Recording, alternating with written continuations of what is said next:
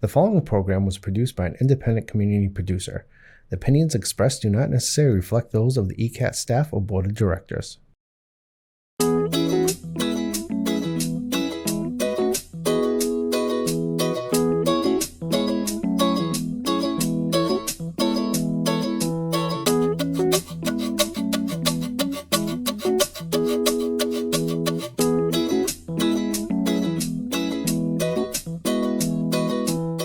Greetings to all of our viewers out there. Happy New Year, and welcome once again to another edition of our tricentennial show called Easton 300.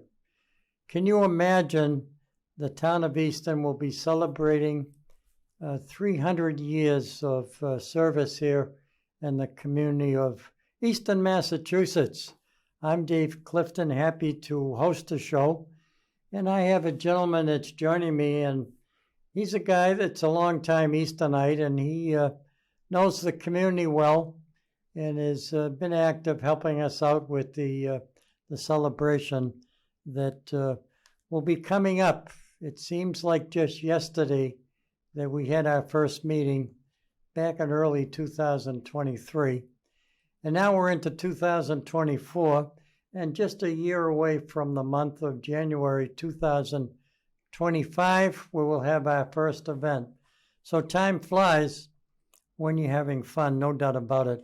My special guest today is a gentleman by the name of Brian Hoffman.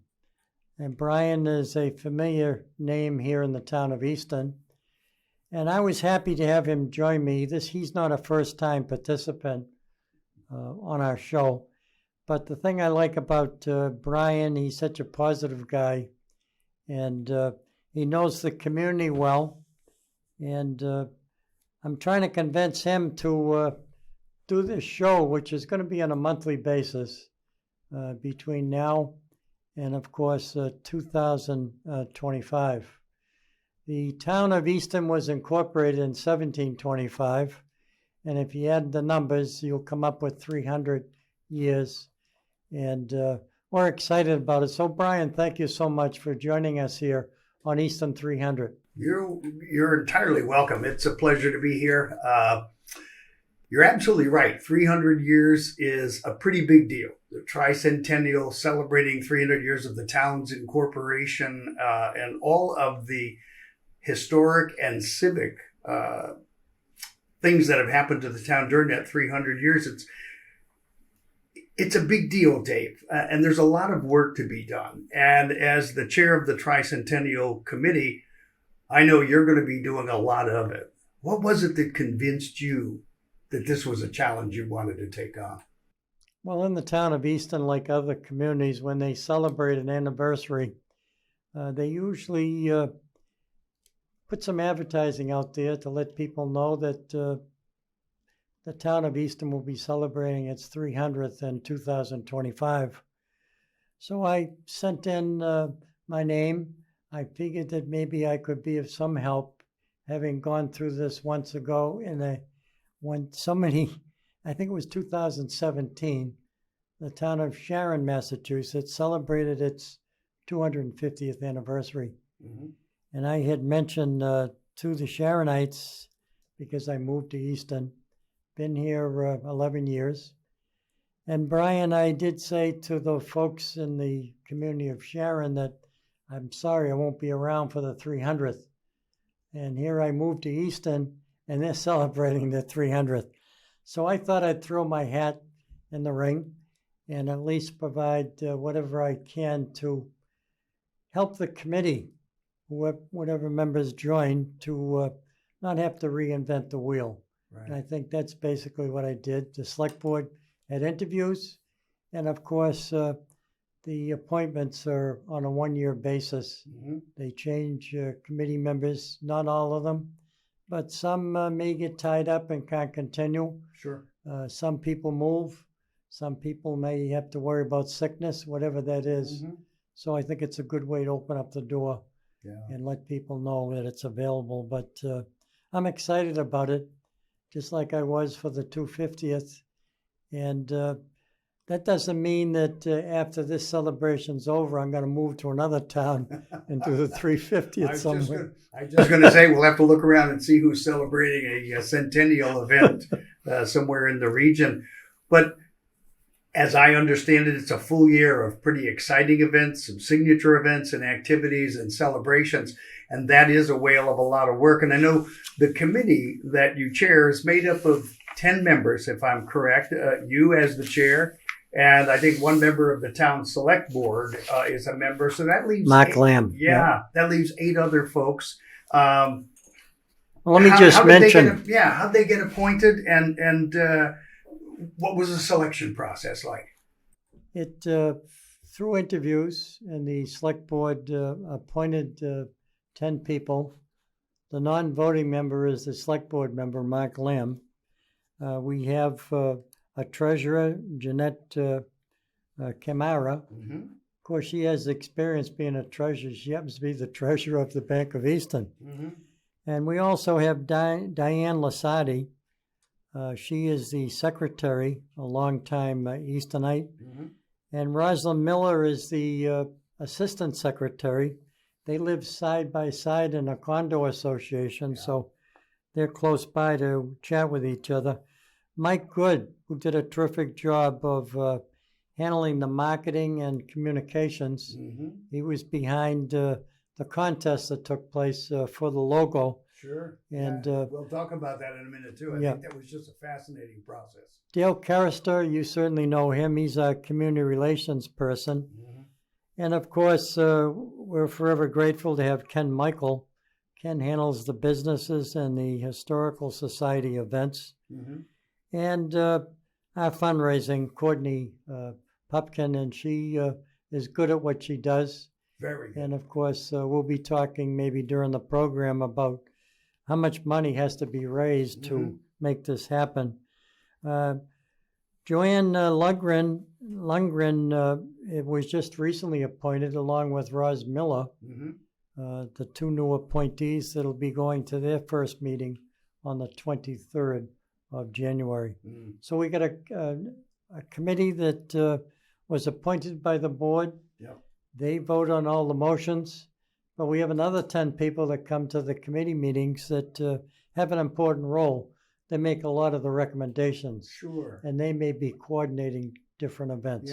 Yeah, and I'm glad you brought that up too, because I think that, and the people that you just mentioned, all of them, valuable contributors, good folks in the town. I know just about all of them.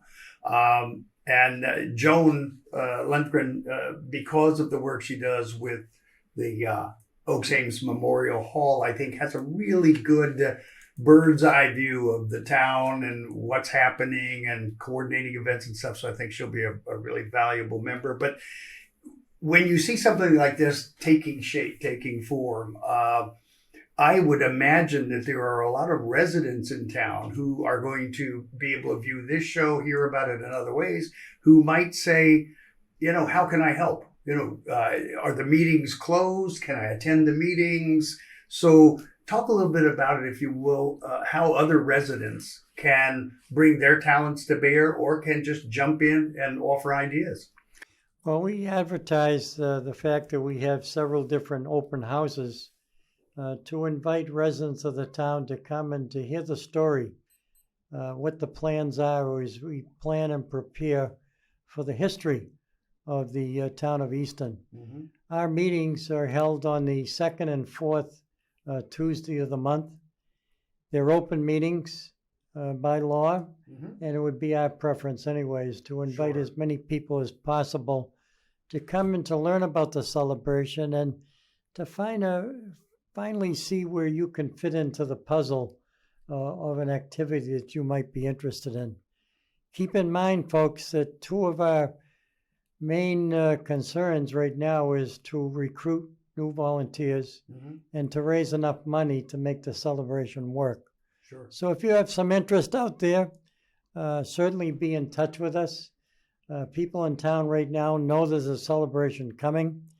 We just had a recent open house at the VFW, and we had about 10 people sign up that want to be involved in different committees. Yeah, I heard about that. Heard it was well attended, and people were very interested. Yeah. And I'll tell you, just to run a parade, it takes about 30 volunteers. Sure. So even though we start out with a committee of 10 appointed by the select board in the town of Easton, our committee is going to expand tremendously. So we'll have 150 different people in the town, and there could be more, Sure. depending on the interest. Yeah. So we're excited about it. I don't blame you. I think it is a celebration that's going to generate a lot of excitement around town. And here we are. I was mentioning to you before we went on the air. It seems like yesterday it was, a month away from Christmas, and here we're walking into the third week in January already. So, it seems like it's a long way off, saying January of 2025, but you and I both know that the time goes by so quickly. It's great that you have enough time, or hopefully enough time, to plan all of these events. Well, obviously we need the time. Sure. And I'm always concerned that I'm going to wake up some morning and it's going to be January 1st. That's how fast the time goes by. And when you speak about time, you think about our logo that we just recently announced last evening. It's now being promoted. And we have a sign of the logo right here in the studio. Yeah. And maybe we can get our producer, Joe, if he could flash on the logo. You folks will get a chance to see it. And we've been talking about time of being of the essence, and here we are. We got a clock in town. Do you know the history behind the clock? I do indeed. Yeah.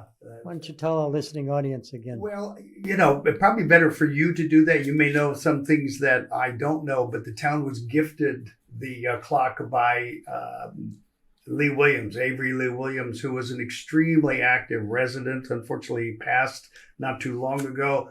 Very active in the Lions, very active in the JCs, back when the JCs were a thing, and in the Chamber of Commerce. And a heck of an auctioneer. I worked with Lee year after year on the Lions live auction, and there was none better. He was a guy who could galvanize 100 people into everybody rowing in the same direction. And so that the Williams Family Foundation, I'm not sure exactly what the title of it is, but I know that the Williams Family Foundation gifted that clock to the town. And it's a very unique design with the shovel hands as the hands of the clock. And it's something that in a very brief period of time that it's been standing there on Main Street has become the subject of so many artists and photographers. It literally has become, one of the hallmarks of the town. So it's beautiful that that's part of the logo that's been designed. But let's talk a little bit about the contest itself. I know it had well over 100 entries. How did that happen? Who curated it? How was the design selected? Well, Mike Good, who's our marketing person and also in charge of communications, we're in the contest through the schools and through the community. So we not only had professional people providing an entry, but we also had students. And when you take a look at the slide presentation that we saw at the VFW yesterday, it showed all the entries. And I'll tell you, we had one winner, and it is terrific. But there are probably 10 others that had outstanding entries as well. Could have been any one of them. Oh my gosh, yeah. And going back to the clock, I know that the Historical Society had something to do with the clock as well as Lee Williams. It was Lee who went to a select board meeting, the late Lee Williams, and he presented a check for $10,000. And that multiplied to about $50,000+ that the committee gets a chance to use for seed money. So hats off to the late Lee Williams for having the energy to think ahead and know that there's a 300th anniversary coming up. And so we thank him very much for making that happen.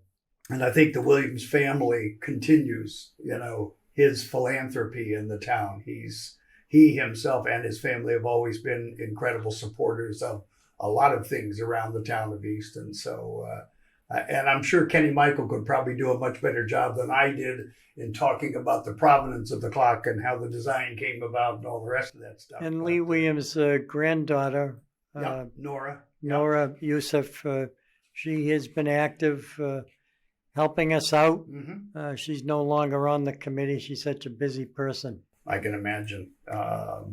So let's tell the folks who the winning design was contributed by, and if you can, a little bit about how that selection process went. Was there a committee along with Mike that sat down and evaluated the various entries? Oh, Piper Journales is the way they pronounce her name. Uh-huh. She is the one that was announced as the winner at the VFW. Mm-hmm. And I wanted to thank their commander, Steve Shaw, for hosting the meeting and providing food as well. That was absolutely terrific. So thank you, Steve Shaw. But Piper does this professionally. Mm-hmm. And when you take a look at the finished product, you can see why she won. Yeah. But she's now going to participate in our committee structure. Good. And come to our meetings. Good. And who knows what else might come up in the future. Yeah. But congratulations to Piper. And it was the committee that, behind closed doors, that made the decision Mm-hmm. and voted on who they thought should be the winner. Yeah. So it wasn't an easy decision to make. I can imagine, especially with them. How many? I think you told me north of 100 entries. I think it was 121. Uh-huh. Yeah. Don't hold me on that number, but it changed every week. More and more participated. Ranging from students in the Easton school system up to Yeah. folks like Piper and others who have a hand in the graphic arts. It's really nice to be able to bring that level of talent out from within the community. And good that she's going to stay involved too, because I think there'll be probably ample opportunities for somebody with those kinds of talents to help make this a celebration that everybody's going to be talking about. And Brian, I'd also like to thank Michelle McGee, a former member of our group. Mm-hmm. She did a lot of hard work in doing all the paperwork and organizing, Mm-hmm. especially for the logo. So we thank her very much. Yeah, yes, indeed. That's not an easy undertaking, bringing all of those forces together and having it work out as smoothly as it did. So there's, as I understand it, Dave, there's going to be a year of events and activities, some of which I believe may be called signature events. Tell me a little bit about that. Well, first of all, there's going to be a total of 7 signature events on 7 different days. Mm-hmm. It's going to be a year-round celebration. And we purposely separated all the events so they're not all done at the same time of the year. Mm-hmm. It opens up on January 1st. And of course, it'll be a first day celebration, not a first night celebration. Mm-hmm. It'll take place at the high school facilities. There'll be indoor activity as well as outdoor activity. We may have a laser light show. Ooh. And of course, there's going to be lots of things planned. And we got 2 people who are hardworking volunteers who have had this experience. I'm talking about Amanda Hurley Mm-hmm. and, of course, Anne-Marie Taylor. Yep. They have run events before, and just listening to their plans as they continuously come back with new ideas of what's going to happen. And what a way to kick it off. It's not just ringing the church bells 300 times, Yeah. but it's going to be people coming together. And that happens to be one of the purposes of our celebration, Sure. to bring the community together. Yeah. And of course, people of all ages involved in activity, Mm-hmm. from the little one all the way up to the senior adults. And we're also going to make opportunities available for people that may have disabilities. Yeah. But what a great way to kick it off. We took it out of the center of town because Mhm. we want to be places where they could use restroom facilities and they could get inside if it's terribly cold. Sure. And parking's an issue too, as it is for just about any kind of an event. I'm sure you took that into account as well. Okay, so we've got the jumping off, on the first day celebration. What comes after that? And then we move to we call it the Art and Cultural Festival. Mm-hmm. And that, of course, they're working on that right now. We're working on recruiting additional volunteers. Mm-hmm. We've been thinking about a weekend celebration. And of course, we're going to be using Langwater Farms as a location. We're going to be using maybe the school auditorium to put on a production. Sure. So we'll have theater, dance, music, song, refreshments. You can't have events like this without having food and refreshments. So I think the saying is, if you feed them, they will come.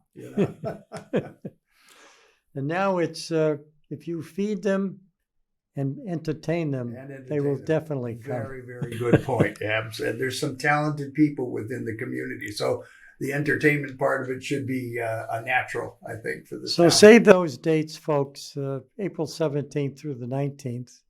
We originally scheduled the 20th. We stayed away from that. That's Easter Sunday. Mm-hmm.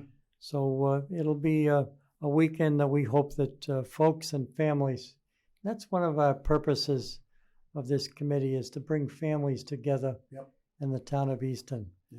Not only do we have a lot of history, Brian, but we got a lot of people in town that, whether they be professionals, maybe some people don't work in Easton, but they live here and are very proud to be residents. Sure. They may work in other locations. Yeah. Halfway between Boston and Providence. So Yep, we sure are. We sure are.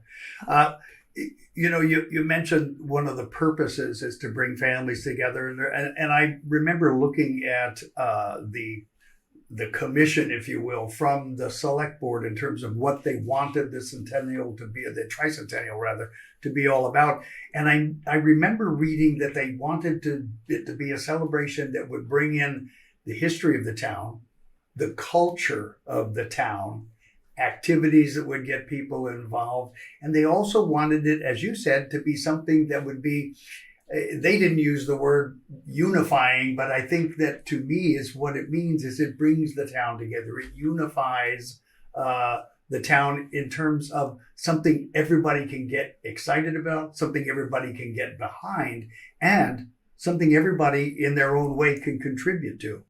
The celebration will be diversified. We want to bring people, regardless of where you come from or your nationality, we want you to come out and to enjoy it. And I found that having done this experience before in another town, that people come out that you never saw before. Yeah. Believe it or not, there are neighbors living beside each other. They don't see each other until there's a serious snowstorm. Yeah. And you're outside shoveling. But the fact is, everybody's got a busy schedule. But we would love to be able to get as many people as possible to join in the fun. Yeah. Either providing some information that might be valuable, participating in an event, or maybe somebody out there would like to suggest something that we don't have. This celebration is not only going to be signature events that the committee is hosting and sponsoring, but it's also going to involve all the annual events that took place in the town of Easton for years. We want to make sure that they're on the full schedule for 2025, and we want to make sure that the folks that are participating, they're not losing their event because we have a celebration committee. Yeah, exactly. We want to include them and not interfere with the dates that they've already had. Sure. We're hoping, Brian, that they can beef up some of the events that they're doing because it is a special year, celebrating 300 years as part of the history of the town of Easton. You mentioned a really interesting word there because we've been talking about how busy it is, how much work it is, all of the involvement, but you said the magic word. You said you want people to have fun. And I think that if folks are interested in getting involved and they know that there's going to be some fun involved, along with some hard work and some interesting challenges, that makes it something that's even more appealing. It's going to be fun. We're going to have a year of exciting, interesting, learning moments, but also fun. Which brings me to the next event, and then we'll take a break. Sure. But the next event, of course, will be the parade. The parade is planned for July 4th, which is a busy time for all communities. Mm-hmm. The parade is going to line up at 9 a.m. Mm-hmm. at Center Street, where the monument is. Okay. Folks are going to park behind the church and the school, Mm-hmm. and the parade begins at 10 a.m. Mm-hmm. It's going to go the full length of Center Street. Right. There's going to be a review stand in front of the DPW. Oh, good. The DPW may not be there then, but maybe the review stand will be there. Yeah. And we want the colors when they come by. We'll have somebody from the military Great. doing the saluting. We're going to announce all the floats, the bands, the horses. Mm-hmm. The list goes on and on. We want this, Brian, to be the largest parade the town of Easton has ever had. And who better than a guy who's been running the parade for years? I'm talking about Corey Hoffman, Oh, yeah. the former veterans agent here in the town of Easton. Mm-hmm. And of course, he's already lining up floats and parades, and he knows he has a Veterans Day parade and other things that are going on in the town, and especially with his new job. But I know that he's excited about it, and we just have to round up lots of volunteers. It takes lots of people to line up a parade. We have the support of the fire chief and the police chief. Mm-hmm. And of course, we need to have security. Sure. We need to block off streets for a parade. Yeah. And guess what? The parade ends at a block party on the main street. It may be in front of Memorial Hall. It may be lined up. We'll block off an area where people can come together, enjoy some music after the parade. We're talking about the parade members. We're talking about folks in town watching the parade. We're going to repaint the center lines on Center Street, red, white, and blue. Oh, won't that be So terrific? you're going to see that months before the parade begins, Yep. and you're going to get excited. People are going to ask that question, what's the lines for? Sure. Well, there's a big parade coming on July 4th. Yeah. We're working things out so that maybe we may get some bands and some drum and bugle corps that may do double duty. Yeah. They may do a parade in the afternoon and do a parade in the morning, and especially if they're traveling to get to our location. So the parade is going to be a great opportunity. And I found out, someone said to me, this is probably not going to be an annual event. Yep. Someone else said that we go away on the 4th of July. I'm saying to those folks that we want to entertain the people who are still here, Exactly. but we hope that folks that are going away might consider taking a day off to spend it in your community at a giant parade going down Center Street. That's less than 2 miles. It's a long ways to walk. I'll be there with my bicycle, making sure if someone needs a ride. The fact is that the parade in a celebration like this is almost standard procedure. Well, when you were starting to talk about other bands and drum and bugle corps and things like that, I'm remembering back to our children's days at OA, and one of our kids was heavily involved in marching band. And there's an organization called NESBA, the New England Scholastic Band Association. I'm sure that the music department at OA is familiar with those folks. And maybe there's an opportunity to make this kind of like modeled like the Rose Parade, where you have bands and performers from all throughout the region who say, our town did this when they were 200 or 250, and boy, wouldn't this be a kick, So it'd be great to see this thing kind of grow like that and have other, towns from throughout the region say, yeah, I want to be a part of that. It's going to be fun. If we could just get a quarter of the parade that takes place in Rhode Island, that would be tremendous. Yeah, that's a heck of a parade. So we expect that all the folks that live on off Center Street, all the side streets, they'll be out there watching the parade. And you're going to have plenty of company because people around town, what a good spot to watch a parade Yep. come down the middle. I don't have to worry about telling you where the VFW is because you know where the tank is. Yep. I don't have to absolutely. tell you where the parade's going to be. Look at the red, white, and blue. Yep. And you know where the DPW barn is located, so we'll be able to find that. I think what I'm going to do, and I've got time to pull it together, is I think I'll probably get the lemonade vendor's license. Wonderful. I'm kidding. I'm just kidding. I have enough to do without being a lemonade stand. But I'm going to have lemonade when I go home. There you go. Sure. Just before we went to break, Dave, we were talking about the signature events, and we're going over them now. And I want to switch away from that, and then we'll come back to it. But as we continue to talk about these types of things, the viewers out there are sitting there going, that's going to cost a lot of money. Where's that money coming from? Let's talk a little bit about fundraising and the kind of business and community support that needs to happen in order for this to take place. Well, hold your seats, folks, because the cost of running this celebration is going to be in the vicinity of $350,000. Again, I repeat, $350,000. It's not all going to come out of the town budget. We want you to know we're going to raise that money. And that money is going to pay for all the signature events and all the things that we do.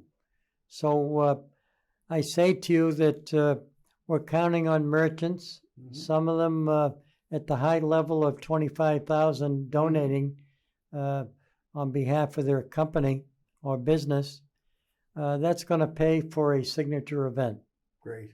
Yeah. And that's a little different than what most communities do. I know when I did this in another town, I just had people donate whatever they could. And it added up to close to $300,000. Sure. At the end of the celebration, because the town gave us some seed money, $50,000, I went back to the town meeting as co-chair of the event. And I gave the town back $55,000. I got a standing ovation. The town moderator said, that's never happened before. Yeah. Where you get money and you go back. But we're also going to donate a monument that we'd like to present to the town of Easton that will be kind of a replica of the anniversary year. Yeah. And that's included in that $350,000. Right. Okay. And we're also going to have an anniversary book that we'll be selling to residents in the town after the celebration. Yeah. There's going to be a cookbook. I heard about the cookbook. And there's going to be a charge to go to the annual gala, and we'll talk about that as we go through our schedule. Sure. But it takes money to make something like this happen. And having worked for a town for so many years, I know that the town just doesn't have the money with all the other things going on. So we're going to lean on the merchants, the business people in and out of town to do what they can to contribute to the cause. Yeah. And we're going to give them credit for it. There's going to be give-backs to the businesses and donors so they get some recognition out of it. No doubt about it. Will there be some sort of a general fund, Dave, so that a citizen, a resident can say, gee, I'm not a business in town, but this looks like something I want to get behind and I want to give $10, $20, $50. Will there be I remember something with the banks can organize something like that? We haven't talked to the banks about that, but that's certainly doable. And I know that in another town, I received a piggy bank from a young kid. I almost didn't want to take it, but she wanted to contribute to the cause. We made a big deal out of it. And people started calling me with piggy banks. The fact is that it takes all kinds of coins It does. and dollars to make this happen. It does. We're hoping that maybe the town, and that's something we have to talk to the town about, to make a small contribution. We're hoping that the state will make a contribution to the town of Easton's 300th anniversary. Yeah. So all that is in the making. We're going to be talking with the appropriate boards about that. Yeah. And you mentioned Courtney Pupkin earlier on, who's going to be spearheading the fundraising. She's got incredible talents in that space. And I'm sure if there is grant money available or something from historic foundations, she'll be kind of aiming at that stuff as well. But you're correct. I mean, something like this doesn't happen without the proper funding. So I'm sure that in this town, there are a lot of businesses who are going to say, yeah, I want to be a part of that. I wanted to mention, too, co-chairing the fireworks this year and the bonfire will be our chief of the fire department, Justin Alexander. I couldn't think of a better person to work with me on that. And I say that because safety has to be a concern by the entire community. And I thank the police chief as well. When you think about the security needed to run a celebration, especially during these days. I like to think positive about groups coming together. I like to think that education and making sure that people know that it's got to be safe. So we're looking forward to having the public safety leadership in the town very much involved in the celebration, as well as the DPW director. He certainly, his first name is David. Nothing wrong with that first name. And of course, his last name is Fields, and he's been very cooperative, agreeable to put up the banners, take down the banners. Very good guy. Maybe some cleanup to do after some of the major events.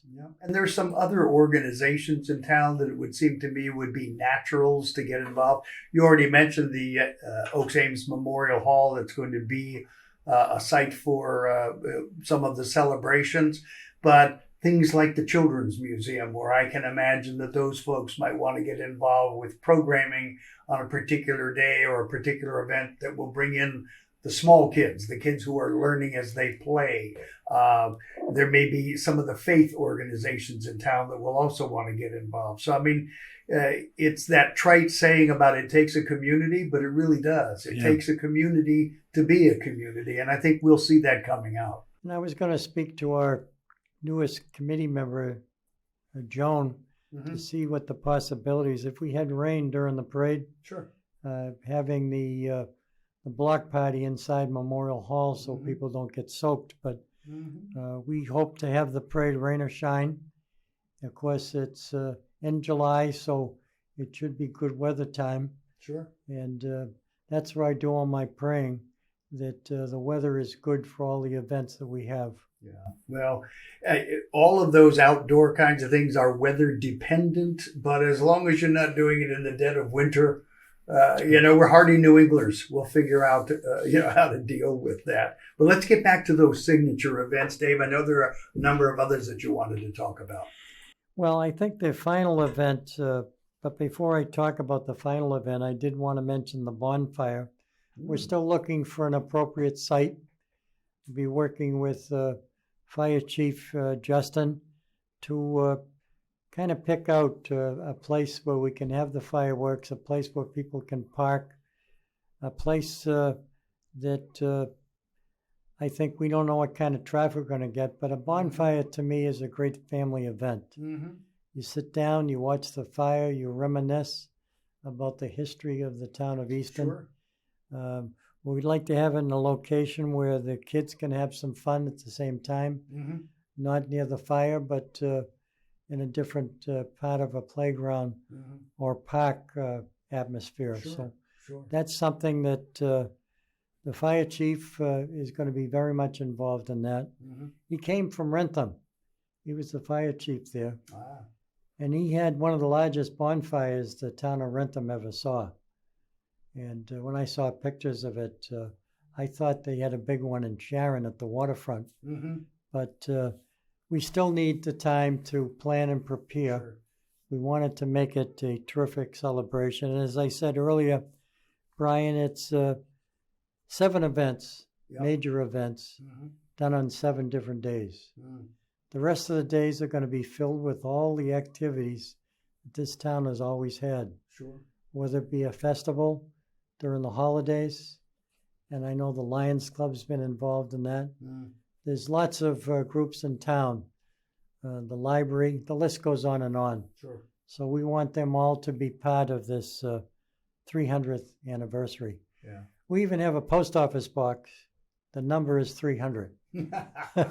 Very good. Should be easy for me to remember. And it'll be easy for residents to remember. And I think one of the benefits of a show like this is as folks have a chance to view it, it may give them a thought of, hey, this could happen. Oh, maybe this is a great place to have that bonfire. Or maybe there's something that I can do as a resident that's going to make this even better. And circling back to what we were talking about before the break, make it fun.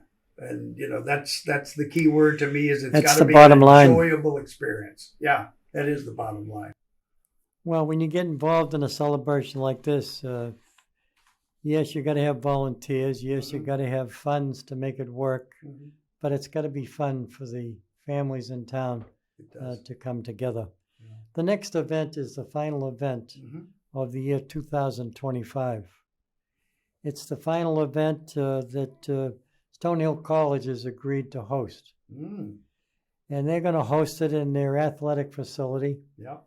That holds about 900 people. Yep. It's the Sally Blair Ames facility. We're throwing a number out there of 400 or 500 people that we're counting on. Mm-hmm. We're going to roll out the red carpet. Yep. We're going to put the spotlights up. You'll think you're going to Hollywood, but you're really going to the town of Easton's, I call it gala celebration. It's a red, I should say, tuxedo, black tie event. Mm-hmm. Get out your gowns. Think about what you're going to wear that night. Yep. And if you're stuck, folks, and you still want to go, meet me at the side door. I guess what I'm saying is that, yes, there's going to be a price to get into the event that helps pay for it. Sure. But we're going to have a complete sit-down dinner that the caterers at Stonehill College will do. Yep. We should have plenty of parking at Stonehill College. Mm-hmm. There's going to be a giant cake prepared by Southeast Regional Vocational High School. The students and the teachers are going to put that cake together. Mm-hmm. Don't ask me how we're going to move it from Southeast Regional to... I remember doing this in another event in another town, and I used a moving truck to have a cake that fed 750 people. They had two gentlemen in the back of the truck to kind of hold it in place. Making sure it stayed level. One guy came out with frosting all over himself. They took a turn, and he, I know his lips were moving. I know he was tasting the frosting on the cake. But we don't know if that'll happen, but we are thinking of something that we could do, and we're going to ask the Easton Select Board to cut the cake. Yeah. It'll be a ceremony that'll brag about the celebration and maybe present them with the first book, our anniversary book, that will have photographs, history, all about the celebration that will be handled by Chris Ventresco. Yes. He's chairing that committee, and he's working on it now. He's got so much to talk about and to print, but he's got this year and next year to put it all together. Yep. And I found out that the anniversary book goes like hotcakes. Yeah. Everybody in town wants the memory. Yep. So we're going to be leaving some of these books with the Historical Society. Mm-hmm. And of course, we got a guy on our committee,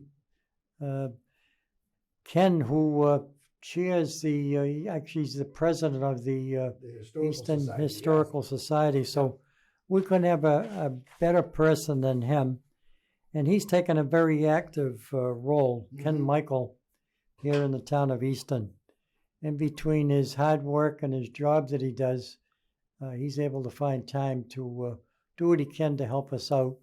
And it's very much appreciated, Ken. Yeah, he's a good guy, another Stonehill guy, and gets involved in a lot of things that benefit the town. So at some point in 2025, late or 2026, maybe we'll have that book in the Library of Congress. I have two co-chairs that'll be working with me. These are the same two people who ran the first day. They got plenty of time off to get to the final those event. 10 months off in between, and then they can jump in on the December event. So I'm talking about a couple of people who are dedicated to serving. They certain their roots are at Oliver Ames High School. I'm talking about Amanda Hurley and Anne Marie Taylor. They both are excited about doing both events. And of course, we've already had meetings at Stonehill. We're going to be meeting with their caterer. We're going to give a token gift to everybody that comes to the event. Not sure what it is right now. It could be a wine glass that has a celebration on it. But we'll get to that point. And we're hoping that folks that were sponsors of some of the tricentennial events, longtime residents of Sharon, people that just moved in, Easton. Yep. We want them to come to the gala. It's our final finished event, and we're hoping that we'll have great crowds at all of these events. They're going to be publicized. We thank ECAT, Easton Community Access Television, for promoting it. They even come to our meetings and televise the meetings. Yeah. ECAT is a tremendous resource to the town. I have participated in a lot of different programs here. Kim Pincus and her staff are just terrific. And I don't know where they all find the energy to do this, because they're every place. They're at town meetings, they're at committee meetings, they're at sporting events. Meetings, yes, sporting events. Yeah. And I think that it's one of those things that is so woven into the fabric of the town, they almost become invisible. You don't know that they're until you think about all of the resources that they bring in terms of art and culture and entertainment and information to the residents of Easton. So we're fortunate to have ECAT and to have the level of professionalism and the level of technical excellence that they bring to it. It's an incredible resource. And I've seen at some of our get-togethers where they come and televise the event, and then they let me go around with a microphone and interview people, and try to recruit people to continue to be involved.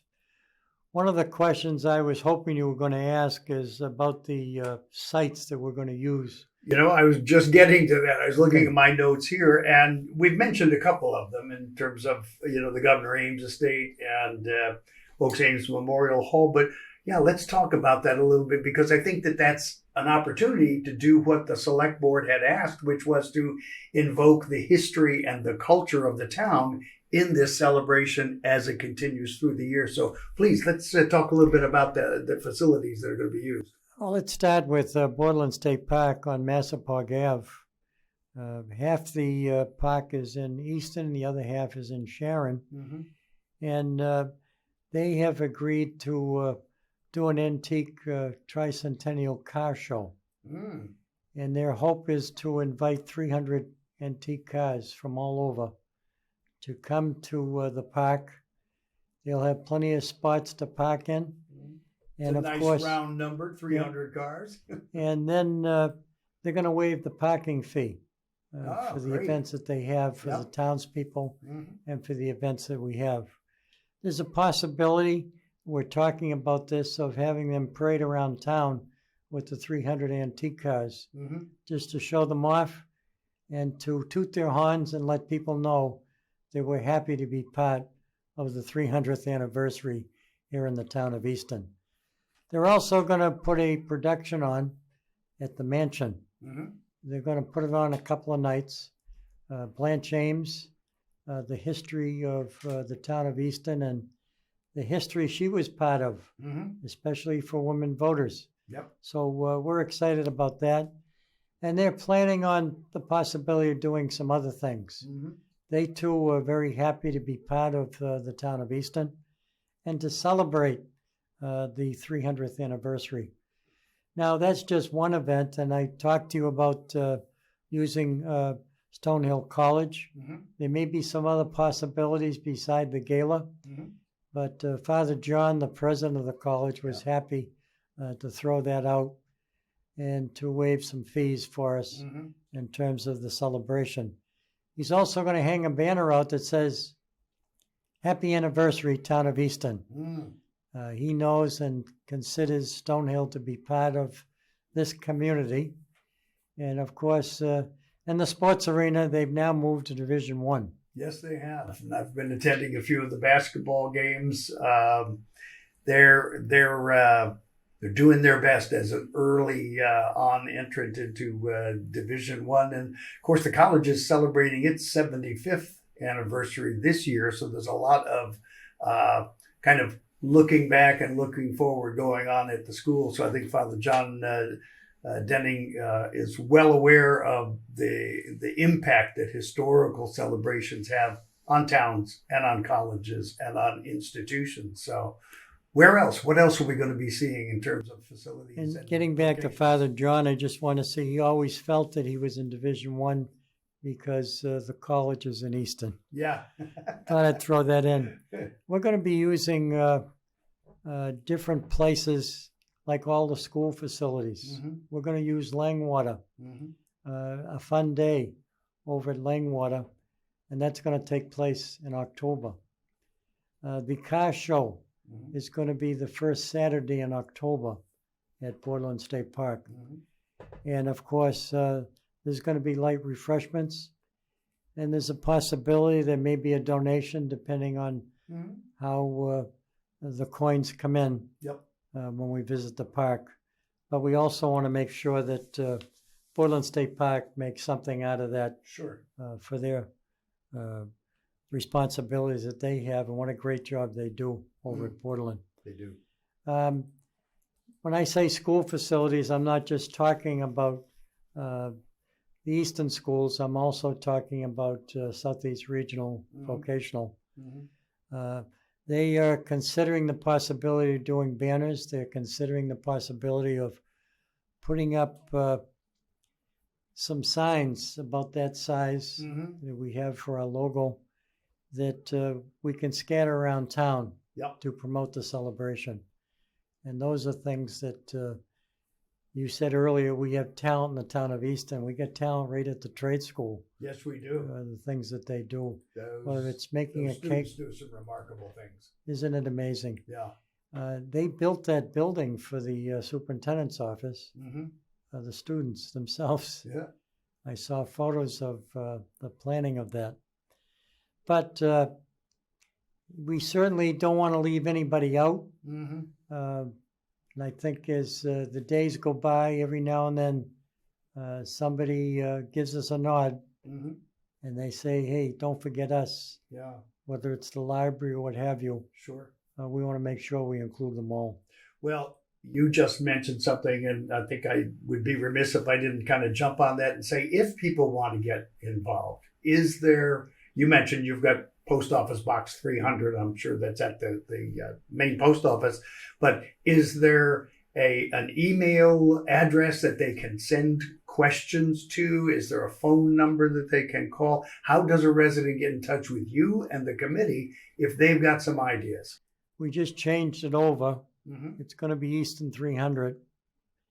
And it's going to be, right now we're coordinating that. And that something like info at or whatever. And the next week it's going to be available because it was in someone else's name. Okay. So we're going to change that over to the town of Easton. Okay. And will that be out on the town crier so folks can It's look going to at be that? everywhere. Good. Good. Facebook, everywhere. So people don't be afraid to contact us. Let us know. We'll get back to you and get you involved in the celebration. And does Easton 300 have its own Facebook page? We have a Facebook page, and we also have a bunch of other things going on. And my guest coming up is going to be Dave Good, and that's what Dave does. That'll be great. And he's going to bring us up to date on all the new changes. So we're excited about that. Yeah. Yeah. And I did want to say to people, as you look at the new logo and you see that it says 3 o'clock on it, I want you to know, folks, that time is rolling by Before you know it, the year 2025 is going to be here. The church bells are going to ring, and it's going to be time for the residents in the town of Easton to celebrate. Mm-hmm. I'm looking forward to going to a select board meeting to announce our status on the celebration. Sure. And I'm looking forward to going to a town meeting to stand up in front of the voters Mm-hmm. and to remind them about what this celebration is all about. It's a great The idea. purpose is to bring us all together, to enjoy the town of Easton, and to celebrate the history. All you have to do is walk around this community and look at the historic buildings, Mm-hmm. and you know that there's history here There in sure Easton. is. Yeah. there I sure wanted to is. ask you, if I may, Sure. but I wanted to take a little break. I wanted to think about this question. I wanted you to tell our viewing audience and myself your feelings about the town of Easton. And how do you feel as a resident about this celebration coming up? Mm. Especially when the world has gotten a little crazy. Mm-hmm. And we hope that things are going to come back to normal. We do. And it starts right here in Easton. I wanted to take this opportunity to thank my good friend here, Brian Hoffman, who was willing to spend some time with me talking about the celebration. This is a different twist. I'm used to asking all the questions. Tonight, he asked the question, and I'm so happy to have him involved. And I invite you, Brian, to come back again. But let's go to that question I asked you before we took the break for public service announcements. Yeah. First, I'm glad to be here, and I welcome the opportunity to help in any way that I can. We came to Easton. My wife and I have been here. Well, Mary Catherine, our oldest, is 47. Don't tell her I said that. So that means we've been here 49 years. We are not from around here. I grew up in Connecticut. My wife is from Staten Island, New York. But we got fortunate in that as we were first apartment dwellers. We came here after I got out of the Navy.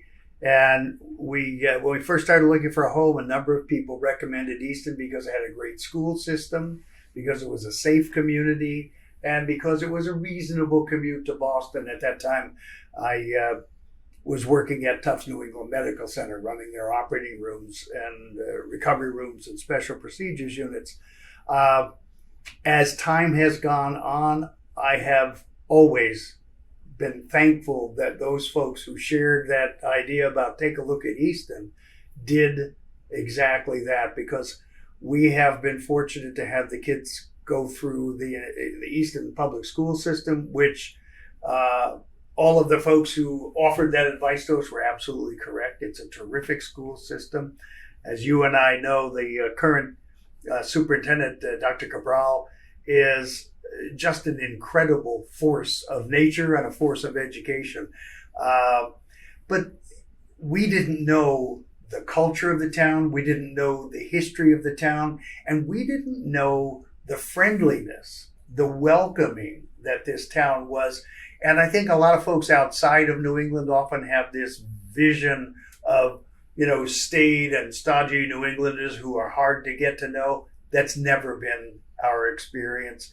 The folks in this town that we have come to know and worked with and had our kids go to school with and enjoyed cultural events with are some of the most remarkable people we've ever met. So what brought us here and what has kept us here, I think, is the same thing that we're going to celebrate in 300 years of that, which is a community that cares about itself, cares about each other, and cares about what it's doing going forward. And you're right, it's a little rocky out there in the civilized world these days, but I have faith that, when it all settles out, we'll all be who we are. We'll be good citizens, good residents, and we'll be people who care about each other. And to me, that's the cement that holds the town together. Well said, Brian. Well said. Well, that's going to wrap it up for our show today, called Easton 300. Our tricentennial celebration coming up in 2025. I'm Dave Clifton on behalf of Brian Hoffman. We thank Joe Borman for being our producer for today's show. This has been a production of ECAT, Easton Community Access Television. Go forth to serve, and certainly do it with a smile on your face. Save that date, save that year, 2025.